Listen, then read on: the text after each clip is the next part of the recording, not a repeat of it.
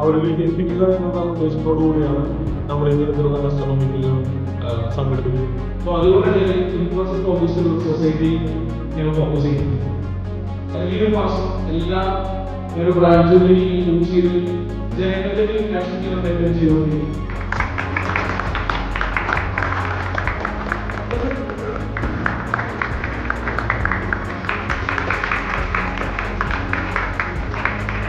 ചോദിച്ചത് ഇത്രയേ ഉള്ളൂ.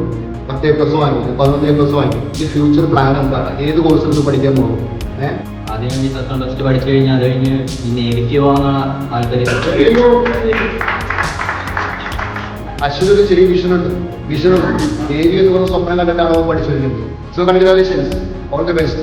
ഗോൾഡ് പോയി നടക്കാൻ പോകുന്നത്.